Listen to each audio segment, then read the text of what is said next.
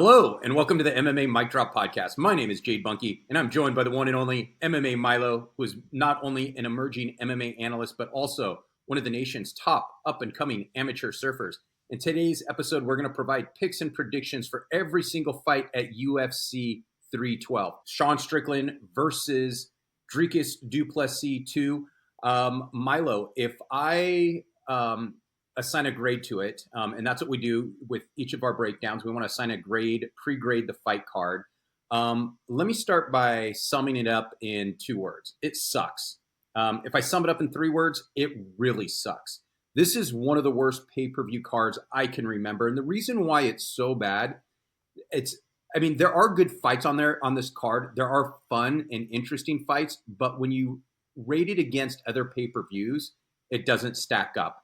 And in addition to that, even if you look at it by itself, there are 3 fights that have no business being on a main card pay-per-view. And then when you look at the title fight, Sean Strickland's deserving, but it should be Dricus du Plessis versus Khamzat Chimaev fighting for the belt. Now, you may disagree, so I want to get your opinion in a moment. The strawweight fight, Tatiana Suarez versus Weili is amazing. I think that's the best fight on the card. I'm like super pumped on that. And then the prelims are just so-so. There's a few decent and interesting prospects fighting, but then I think the prelims are a little underwhelming. So I would give this, mostly because of the 3 fights that open the main card, I'd give this a D+. Milo, you might disagree with me. What are your thoughts? How would you grade this card? I think I'm just going to give it a F. Really? That bad? Yeah. Why? I don't really find anything like interesting about it. All the fights seem kind of boring. I think it's going to be a lot of decisions. Well, I disagree with you there. I think there's some interesting matchups that are going to end in finishes. So that's where I think, because it's on paper, this fight card sucks. But will it deliver is the question. But you think you're just looking at some of these matchups and just saying, I don't even care to see these matchups. Yeah. Is it because it's a pay-per-view, or is it just you think there's some – because the UFC usually does incredible on its matchmaking. Do you think in this particular case it's just really bad matchmaking, or it's just really I don't think it's horrible matchmaking, but we've already seen the main fight before, and I don't really see it going a different way. Okay. Well, let's start breaking it down. So I'll start with the main card. And you said an F. Okay. So, all right. So I hope you're all excited to watch a fight. We're going to break down a pay-per-view that I give a D+ and Milo gives an F to. But all right, the main event, it is Sean Strickland versus Dricus du Plessis 2. So when you look at Sean Strickland, he's a high-pressure striker. He's very methodical in his approach. He comes forward. He has that Philly shell defensively. He has clean strikes. He throws good volume. He likes to work the jab a lot. He does not have really good power. He just pretty much racks up the points and is relentless. And he has good cardio. He has good wrestling too if he needs it. Usually don't see him go to wrestling. He is a little flat-footed, but he just marches forward. And when you look at Dricus du Plessis, here's somebody who's a really good grappler, has really incredible power, not incredible striking, has incredible power. Because his striking, he has really good hooks, but he's a little sloppy at times. And we saw that in his last fight against Israel Adesanya, in which Adesanya was piecing him up. He was outclassing him until Dricus du Plessis caught him. And, it's one of the things, when you have so much power like DDP does, is he's always in a fight. And it wasn't like he was getting beat down. I just thought he was getting outclassed. He kept on coming forward, but Izzy was making a miss, and he just kept coming and coming and coming. And then once he cracked him, jumped on him, it was over. And so when I look at this fight, the first one was pretty boring. And I guess that's, I wouldn't say it was boring. It was a close fight. It wasn't the most exciting fight. And so when I look at this as a rematch, and I think Khamzat Chimaev should be fighting, that's, a reason, why I graded the card the way I did. With that said, I think this fight's going to be different. I think Dricus du Plessis is going to smash him. I think he's going to knock him out. Give me Dricus du Plessis by second round knockout. I think Sean Strickland is really predictable. He's really good, and he's a fun fighter to watch. A lot of people don't like watching him fight. I love watching him fight, because he's so technically sound. But I think it's a lot easier to study somebody that is very methodical and is the same fighter from fight to fight than somebody that's so unpredictable like Dricus du Plessis. So yeah, give me Dricus du Plessis by second round knockout, and the odds are right now Dricus du Plessis is a minus 198 favorite, so still pretty close. Milo, break down this fight. Tell me what do you think is going to happen, who's going to win, and why. I do agree with you. I think Dricus is definitely gonna win this time. I think it's gonna be a lot less close. Maybe Sean Strickland wins like maybe the first round, and then Dricus runs him over for like the rest of the round. So I think it's gonna go to decision for Dricus. But it'll be like a pretty one-sided, like 49-46. Pretty one-sided. Okay, so you see like me picking up. Do you think it's because of Strickland's predictability in the second fight? Yeah. Yeah, I think I feel like Strickland got kind of lucky in the first fight, like not getting caught. Like he really didn't get caught a lot in that fight. Yeah. So I don't know. I think he's gonna get caught a lot more in this one. Yeah, and Dricus du Plessis hits hard enough where if he hits you cleanly, I mean, he can put you out. I mean, his finishing. Let's see. I don't know. Let me see if I can pull up how many finishes he has. He has 9 wins by knockout and 11 wins by submission. Yes, this is crazy. So 20 finishes. 20. Yeah. So think about this. His record is 22-2, and he hasn't lost in the UFC, and 20 of which have come by finish. That is incredible. And Sean Strickland's one of the only ones to survive. So yeah, I think that was more of an aberration. I think he's gonna. I think he's gonna run right through Sean Strickland. And all right, next up, and this is the best fight of the card, and this is probably the best fight the matchmakers could make in women's strawweight. Weili versus Tatiana Suarez.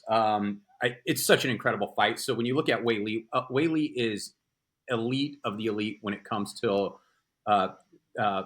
female UFC fighters. I think she's one of the best fighters the UFC has ever seen. She is good everywhere. She's great on her feet. She's great on the ground.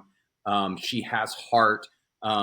She is the complete package, and we just see her outclass one woman after the other. I mean, it is pretty amazing to watch her fight. One of my favorite female fighters in the UFC. Just really fun to watch. I can't remember how many title defenses she's had, but maybe actually I don't know. For some reason I'm thinking 6, but I could be wrong. I don't know if you can check that while I'm break down Tatiana Suarez. Now Suarez is an elite level grappler. She is an elite world-class wrestler, and she's a world-class jiu-jitsu practitioner. She has beat really good competition. She beat Alexa Grasso. She beat Carla Esparza. She beat Jessica Andrade. Now, the thing is, she doesn't fight very frequently. I know she's had some health issues and so forth. And, now I believe she's 34. I believe Weili is 35. So they're both a little bit older, particularly for this division. This is a tough fight to break down because if Suarez gets her on the ground, there's a couple things to keep in mind. Weili is good on the ground.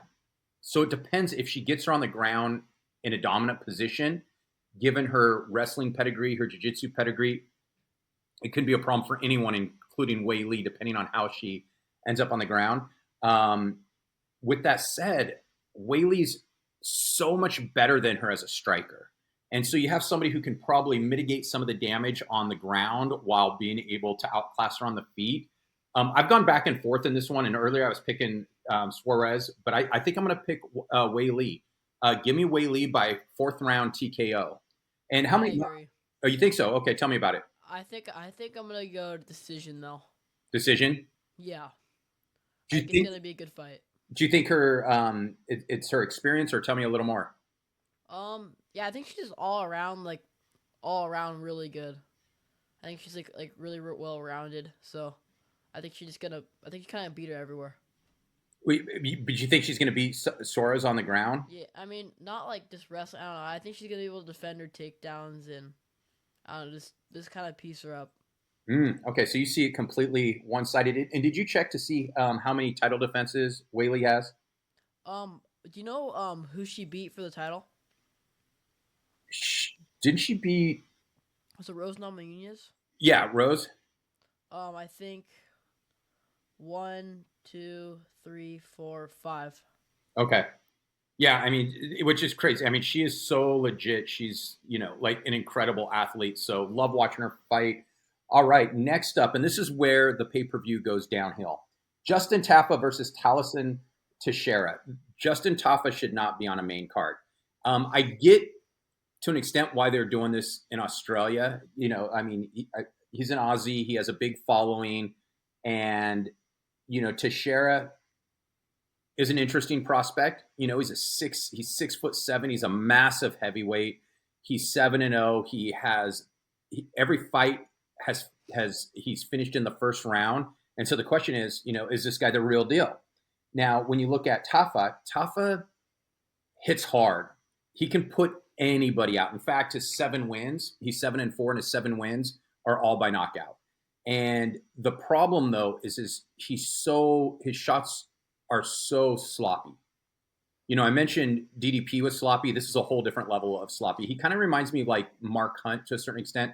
He's just got that crazy power, and he just winds up, and he throws it real wide, and if it lands, it's over. Now the thing is, Teixeira hasn't really fought good competition, but he's going to be faster. He's going to have a much better reach, and the reach isn't everything because we saw what Tafa did to Austin Lang. So that's not necessarily everything. Lang was like 6'6", but I think Teixeira is a much better prospect. And give me Teixeira by first round knockout. Milo, what do you think? I think I'm gonna go Teixeira by a second round knockout.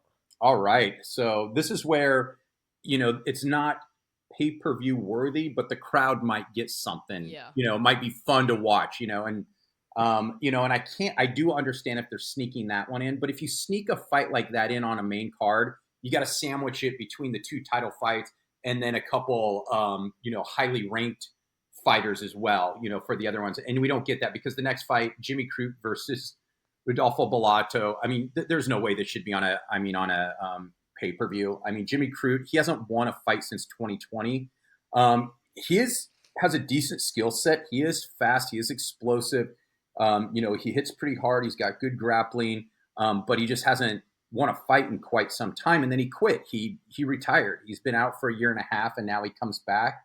And he fights Rodolfo Bellato, who struggled against Ihor Pretoria. Pretoria is not a high-level UFC fighter, and Bellato's tough. I mean, he's one of the toughest guys in the UFC because in his last couple of fights, he's getting beat down, and he just weathers the storm and ultimately wins. So he's got some crazy toughness, and if this fight drags out into the 3rd round and it becomes about grit, Bellato can win.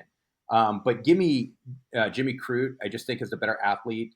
Is just going to come in. I think he's going to blitz him. I think he's going to catch him on the feet. I think he's going to knock him to the ground. I think he's going to lock in a submission. So give me Jimmy Crute by first round submission. I'm gonna go Rodolfo by decision. Decision. Do you think Crute's going to win the first and Bellato's just going to outlast him and start turning it? Probably. Yeah. Yeah. That's kind of his modus operandi, right? He comes out and he just fights and kind of gets beat up, but then the tide can turn because he's just dude is tough as nails. But again, this is not a pay-per-view level fight, which is just insane. Like this should be on the prelims. It would be a nice prelim. And then the opener, another fight that should not be on a main card. Jake Matthews versus Francisco Prado. Oh, let me give the odds. I'm sorry for the last one. Jimmy Crute is he's a plus 140. Bellato is a minus 160, 166. I do not have odds on Justin Tafa and Tallison Teixeira. And then I forgot to give odds for Weili versus Suarez. And this one's surprising. Suarez is actually a minus 122 favorite. That to me is a bit shocking. When you get such a high level champ like Weili, that kind of blows my mind. So interesting. Okay, now Jake Matthews is a minus 218 favorite. Now it's not a bad fight. It's an interesting fight. The problem is it's a fight on the main card, and I'm looking right here because He's finished all of his fights. He hits hard. He's finished half by submission, half by knockout. He's let me just see who his last.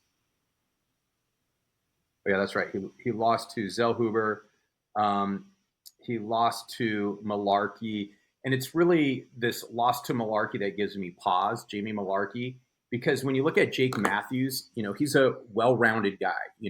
He's a solid wrestler, pretty good wrestler. He's a decent striker, not a great striker, but he's solid. And he has a ton of experience. The thing that Prado has going for him is he hits hard. He hits really hard. He touches you once, you can go out. But give me the savvy veteran, Jake Matthews, to win a decision and in a pretty boring fight. Now, what could happen is Prado could come out and starch him in the first round, and that could be like get the crowd going. That can be fun. But this is your opener. Milo, what do you think is going to happen? I think I'm going to go Prado by first round knockout. That power, huh? Yeah. All right, let's keep moving on. All right. Jack Jenkins versus Gabriel Santos. This is an excellent fight. This is one of the better fights on the card. I'm actually pretty excited about this one. Santos is a minus 238 favorite. That's a little surprising. Now, Jack Jenkins, he's a solid fighter. He lost his last fight though, and let me just see. I remember it was really, really close. Oh no, he won his last one. Oh, it was against Mariscal. That's right. Mariscal's a good fighter, and I think that's his only loss in the UFC. He hasn't fought the highest level competition, but he's looked good. He's a good striker. He has really good kicks. He has good cardio. I think he's a solid fighter.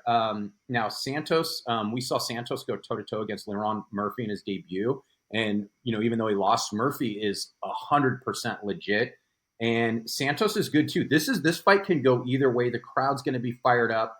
I don't know which way I should go, but give me Jack Jenkins by a really fun decision where he just puts a little more volume on him. What do you think? I think I want to go Jack Jenkins by a second round submission. Submission, wow, second round. Any rationale for that? I saw a video of him submitting somebody. All right, good. That's where you go. MMA mic drop, really deep analysis. All right. So Tom Nolan versus Borshchev. This is Slava Claus. He is a minus 142 favorite. A lot of people are kind of excited about this fight. It's not a bad fight for a prelim, but it's just kind of, I don't know. I'm not too interested. I don't think Tom Nolan is the prospect, we thought he might be, particularly after his loss.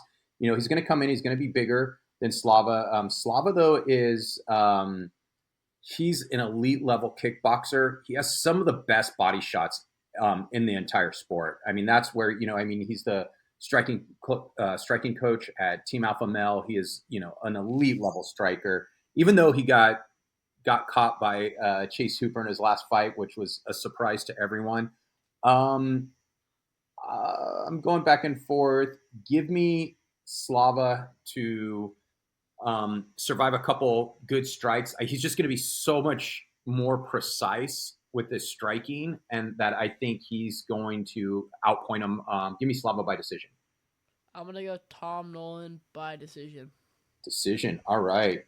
Next up, Wayne Kong versus Bruna Brasil. This is actually another good fight, right? This is a really good premium, and Kong is a minus 470, and a lot of people say she got fraud checked because she's undefeated. She looks good. She beat Valentina Shevchenko in kickboxing years ago.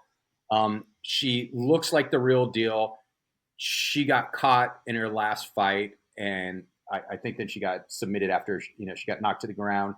And that happens. That happens in fighting, right? I mean, that is going to happen from time to time. She was still by far the better fighter in her last fight. They fight 100 times. That's probably only going to happen once, maybe twice or something like that. But I think she's good. I think she's really good. I think she's incredibly elite. I think Bruna Brasil is pretty solid as well, but give me Kong by second round TKO. What do you think?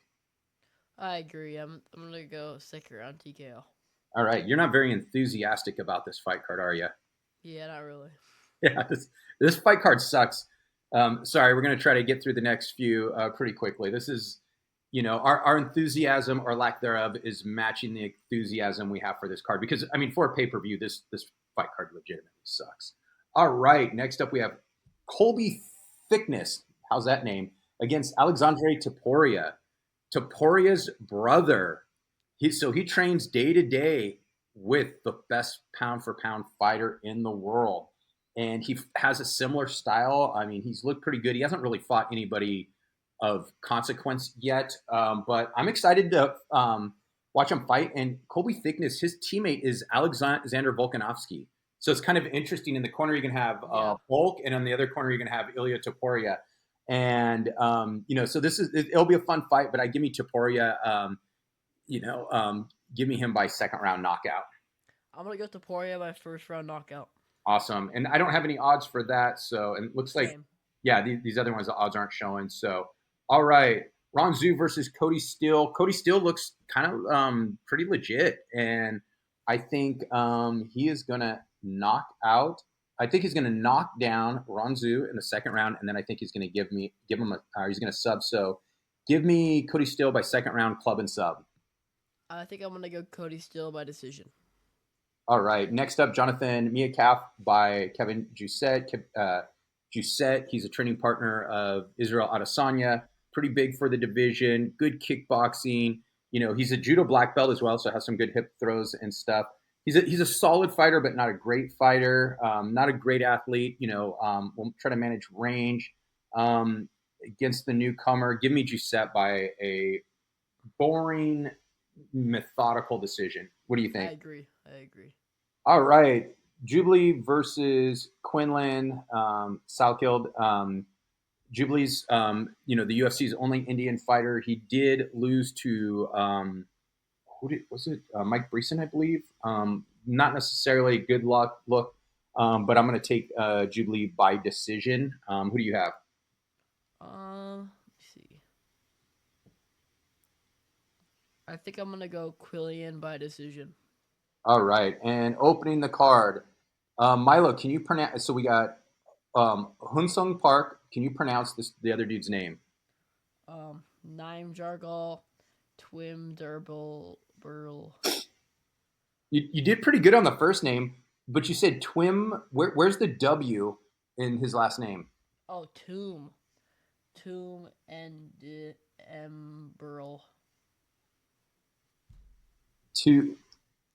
Tumendemberel. Yeah, Tumendemberel.